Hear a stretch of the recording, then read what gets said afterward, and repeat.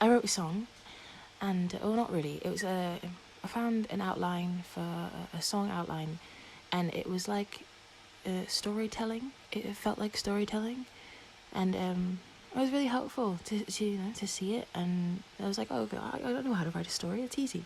And I decided to, take a real life experience, because I've been seeing, I've been, after Wicked came out, I've been watching interviews and all that, being obsessed with Cynthia Erivo specifically, and just who she is as a person, because I find her very, she's just so liberating to watch and see and interact with, people. And I was just, she's a songwriter and all that, and I started really getting into this thought process of, I want to have my own gravitational pull,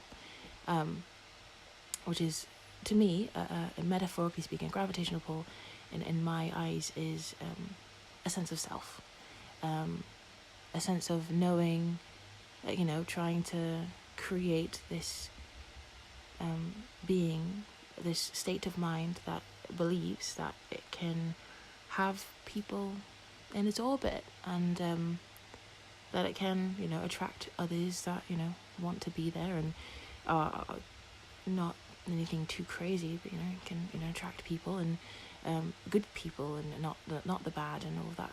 But I was writing this song outline, which was literally, it wasn't song at all. It was just what was an outline? It was a pathway for how lyrics would, like, what part of the story I was writing for each verse, and pre-chorus and chorus, and I started writing it. My dad gave me the suggestion of writing it from the point of view of the other people in the song, because the song is about it's a huge metaphor, but basically it's about me and my connection to two women that it's just an experience that we've had, all of us together, and the first written version of it was my point of view and how I was affected. The second one was how one of the other people was affected, and the third one is how the third person, or the third person was affected. And I described myself as a moon without a gravitational pull, and I described one person as a planet with a large force, a large gravitational pull that I didn't know what to do with, and then the third person was a sun that, was just existing in was the center of its universe, and it has a very large presence, a very large sense of self, a very it's just very gratifying. They know of their self-worth and all of that, and they have a large gravitational pull, and something I would, whenever I think in this way, or try to think of when I was thinking in the point of views of these people in my life, I guess this point of, I'm discovering things that I don't even think they know themselves, which, I love when I do that, when I can get to know someone else's character through the character I base off of them, or the caricature that I base off of them. And I was thinking of the sun, and what I thought of their gravitational pull, and the sun in my eyes is, it brings light to the darkest of places, and the closer you are to that light, the more you're affected by it, and all that. And then the farther away from that light you are, you're less affected, but you can still feel its warmth, and you can still see its like glimmer. And I was, what you notice about the sun though is, if you get too close, you tend to burn up and you crash, and you but it's not the sun's fault. It's very much like it's just innate. If someone can't handle the sheer power and force and warmth of the sun's gravitation, if they can't handle the confidence that the sun has, the radiance that the sun has, the fire, the heat that the sun brings to their life, or they try to get mud, or they're like the wobble, and if they don't have a gravitational pull for themselves, they tend to get sucked in and get pulled in by this gravitational force that the sun brings, and they end up crashing and burning, and they get hurt. And so I was like, well, this person, they want people in their orbit. They want a solar system. They want to bring light to people's lives, and they know that they can, but they also know that too much light can hurt people, and so they keep everyone at a specific distance. And it's very interesting to think of it that way, because it's not that they are building up walls or trying to keep people out. It's that they have a radius of how far they allow people to gravitate towards. And when people cross that radius, it's like, I don't want you to burn up. I don't want you to burn up. I need you to pull away. I need you to go away, or else you're gonna get hurt. And they're not gonna change for anyone. No, if people can't heed that warning, if they can't see that, sometimes being too close is, their son wants control. They do. They want control to make sure that nobody gets too close, or else they'll get hurt. And when I thought of this person like that, I was like, oh, okay, well that makes sense. You keep people, you are friends with all, but you don't try to pull anyone too close, because you're not afraid that they'll get hurt, but you know from past experiences that people have been hurt before, and you know that you know the power that you have. You know that you're able to bring light into people's lives, and you know that people want you in their life, and so that you allow them to get as close as they need to, as they think they need to, and you don't stop them, because you know that they might need you in their life, but sometimes they get too close and they end up getting hurt. And it's not that you don't really feel, you feel bad that it happened, but it's also like you didn't tell them to get closer.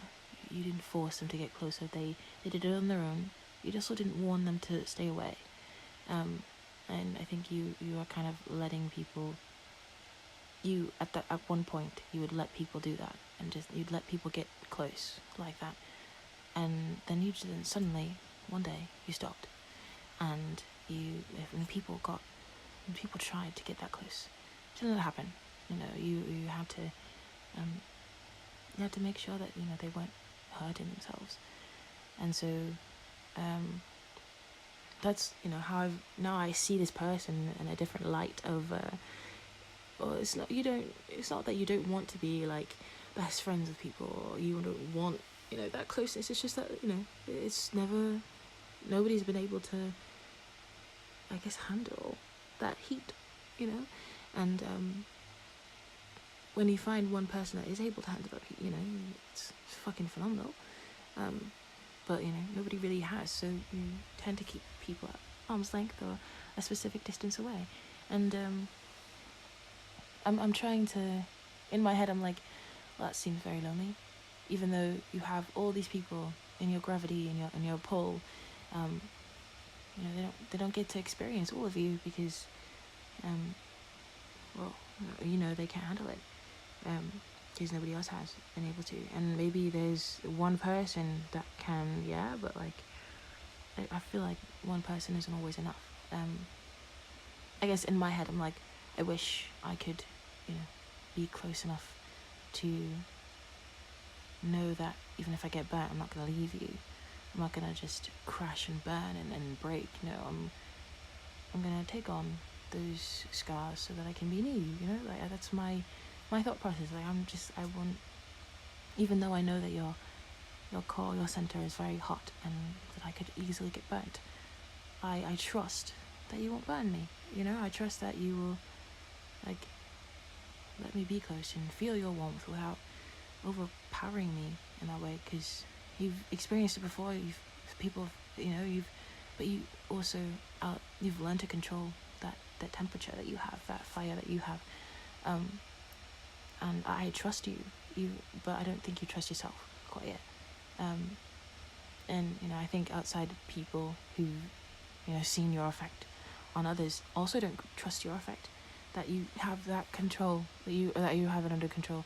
But I do. It's like I wish so badly that she knew that I trust her, that if she just would allow me to be close, that I wholeheartedly trust her not to hurt me, because she hasn't hurt me, but I've also been kept at arm's length, so I wouldn't know. But I trust her, I trust that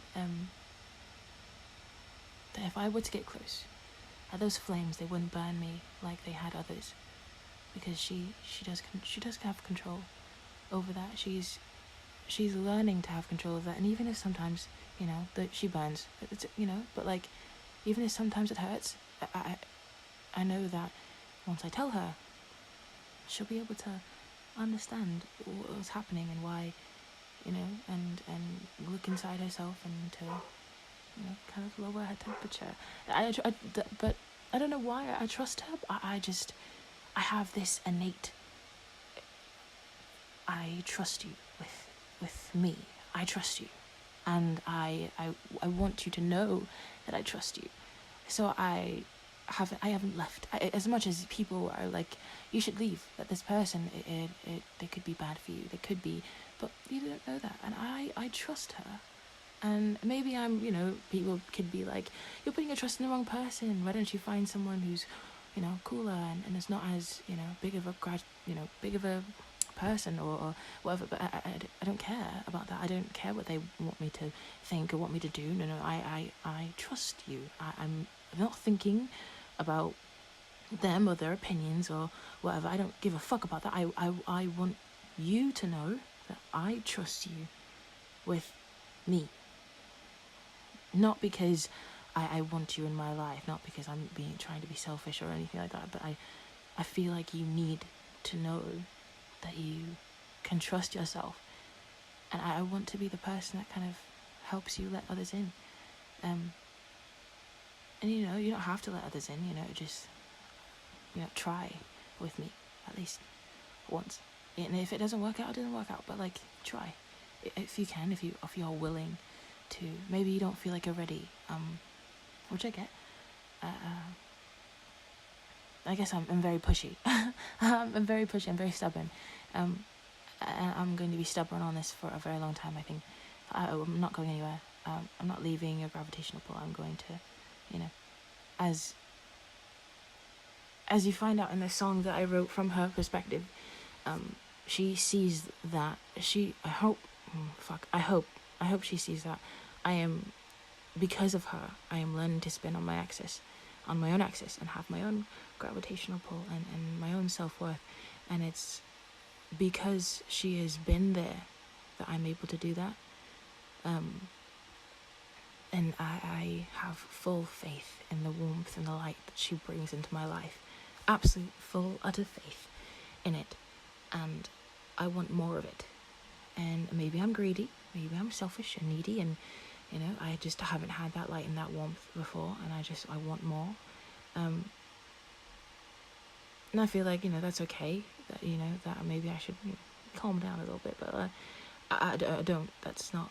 I'm very stubborn, very, very stubborn, and but that's just that's how I guess that's how I view this person in my head. And but yeah, and then I guess the other song was For the Moon. This is a person that I guess I was very greedy, and like I think I'm experiencing that I'm very greedy, stubborn person. That when I want something, when I want something, I'll kind of be that stubborn bitch that tries to push it into the right direction, and sometimes I push a little too hard, and I don't wait, and I'm not patient, and and which I'm gonna learn. I'm learning. I'm struggling, but I'm learning. And especially after that whole experience that happened, I definitely know that I'm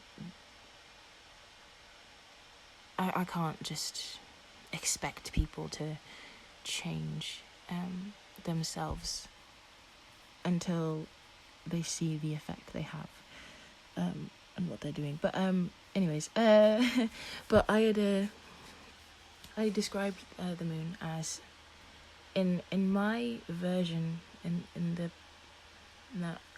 moon's version of the story of what happened. I had gotten really close to this planet, and I wanted the planet to be symbiotic with me, and we would orbit each other. We'd both spin our own axes and stuff like that, and orbit each other. But I, for one, wasn't ready because I wasn't spinning on my own axis. I wasn't spinning at all. I wasn't turning or anything. I was just there, and I wanted them to, have the willingness to be in my orbit, which I didn't have one, and I wanted to be in their orbit, which was cluttered and filled with things that could hurt me, because it's the protective system they had in place. I guess I think of this person as maybe like the planet Saturn has a bunch of rings, and those rings are made of rocks, and there's asteroids, and they've got asteroid belts, and it's a protective measure around themselves, and instead of it being rings, it's an entire wall encasing. It's just a bunch of asteroids around their atmosphere and meteor showers, and sometimes like their planet would break away and out of their atmosphere and come bursting outward, and but that wall was trying to keep the bursts from coming out, and I was trying to break in. I was trying to get closer and closer, and the more I did, the more hurt I got. And it was never on purpose. They never meant to hurt me. They never, they were just protecting themselves. And they were trying to protect not only themselves, but also the people around them from getting hurt with the things that they were keeping inside. It's like the planet was dying. The planet was almost exploding, and the asteroids were trying to keep it together, to not let any of the debris get out and hurt other people. And so but they also really had a strong gravitational pull and the sense of self-worth, and they had these no doubts they had all of the control, and even though they weren't in control, because they were pulling things to them that were getting hit by that wall that they had around them, and getting damaged along the way. And so they by the end of it, the songs, in the song from the planet's point of view, the planet pulls away, and it removes things from its gravity, so that it removes itself from everything. It removes itself from the solar system. It goes away. It drifts off, and it takes all of its asteroids and its armor with it, instead of trying to chip at the armor and get rid of that armor and try to repair the damage that they have for themselves. They decided to get rid of everything else and to pull away, and to and all that. And that hurt the moon, that was trying its best to be within that planet's orbit, and it was going through the pain to get there. It wanted to be there. It was it was going through all that suffering, that pain, so that it can be closer, and to help the planet get rid of those asteroids and those meteor showers it felt, and the chips that were breaking away. It wanted to help repair the planet, but the planet wasn't ready. The planet wanted time to do it by themselves, and the moon wasn't giving them that. The moon wanted to help them repair everything together. The moon wanted them to grow together, to, I guess, become one being, and that's not how life works. And It was a very like out of reach thing for the moon to have wanted, or for me to have wanted. And so the planet drove itself away and kind of came away from all that, and the moon was left like, oh, I did all of that, and I came out scarred and bruised and damaged, and I guess the only consistent thing has been the sun being there, shining a light on both the moon and the planet, giving light to both the moon and the planet, which is why the planet was so comfortable where it sat. It wasn't moving, it was orbiting the sun, slowly, and its own gravitational pull was keeping it far enough from the sun to not get burnt, and the sun was already keeping things at a distance, so it wasn't trying to get too close to the planet or anything like that. So the planet was comfortable. The planet was in a place of comfortability, and it was the moon that like pushed it and tried to be close to both. And that was unsustainable for all three parties or whatever. And it's a very interesting thing to write about and to discover. It's just like that planet, she was protecting herself, and it was all stuff that was that wall had been there.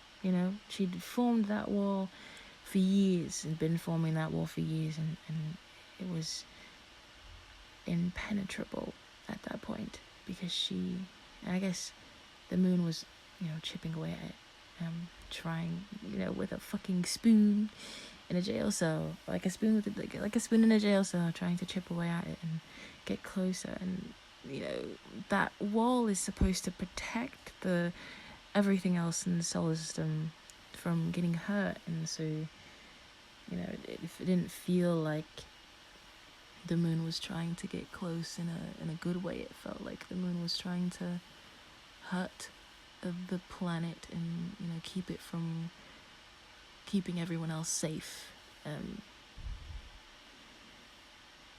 So yeah, it was just a very interesting thing to see that happen, and in real time, and to write it out in such a weird metaphor, and that I don't think a lot of people will understand.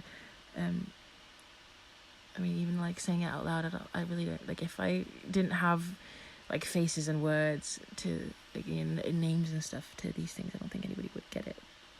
But it's just that's how it forms in my brain. It's very weird. I don't know if it's the autistic side of me or the ADHD side of me or just the fucking strange weirdo person. But yeah, it was really hard to write, but it was also like, this was a real experience. It happened real time. It's really what happened. And I do kind of want to develop the songs. They were all different in perspective, and they all helped me, like all three of those songs helped me figure out how I thought of these people. It went from there was just like the gravitational pulls of these people were really strong, and albeit foreboding, but also I wanted a taste of it. I wanted a taste of a gravitational pull, of a confidence that I didn't have. And I think coming out of it, I'm learning that I want to spin on my axis, and so I'm gonna try to spin on my axis and do things my way, and be comfortable in knowing what I want in my life. And I know for a fact that I want the sun in my life, and I know for a fact that I want what's best for that planet, and I don't care if people are like angry that the planet hurt me or whatever. It was not on purpose. I know that for a fact. It was never on purpose. And I know, I'm trying to know what I want. I'm trying to be secure in what I know, and secure in how I feel, and secure in what I believe, and my morals and my values, and and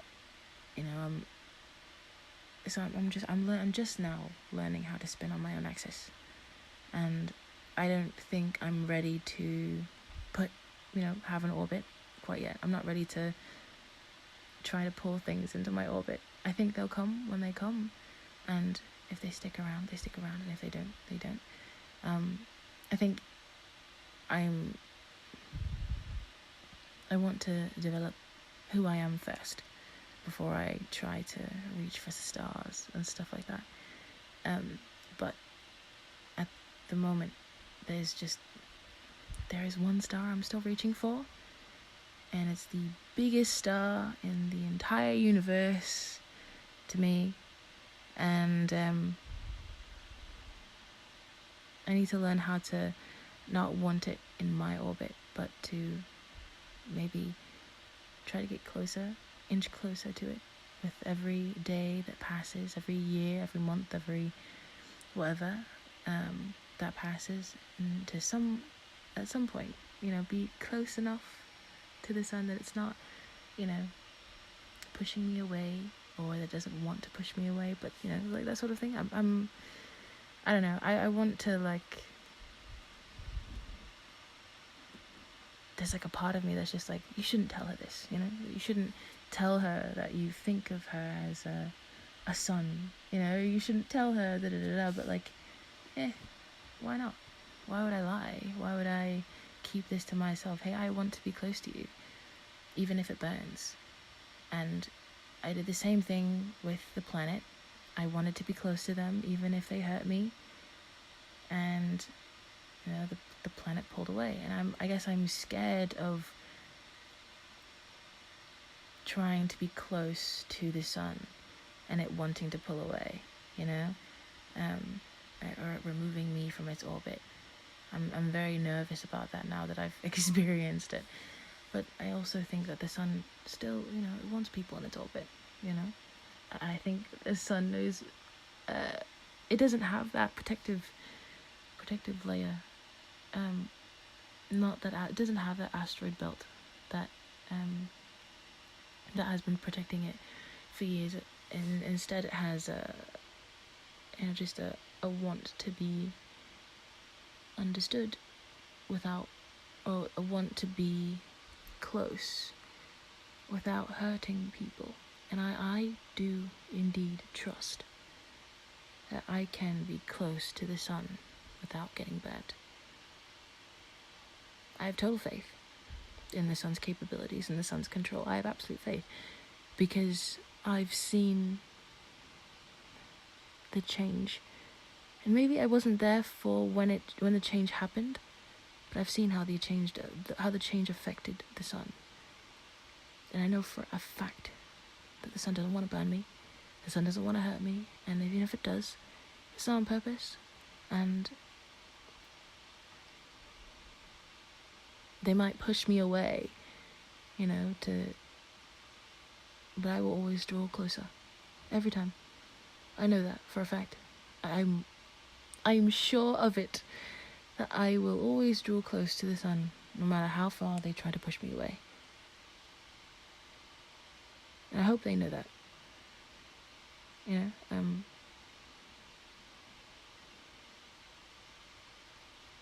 Yeah, I think that's all. There's a lot of metaphors and a lot of craziness and weirdness and stuff, and I'm sorry it ran quite long, but yeah, I don't know, I needed to get out there. I'm very interested in if I actually end up developing those songs, or if they just become another thing I put on the back burner. But yeah, thank you for listening. I appreciate it. I know where I'm sending this and all that, but I do appreciate you for listening and following along with the little story, my little tangent, my rant, so to speak. And I'll see you next time my thoughts become a process and shit. So thank you again, and yeah.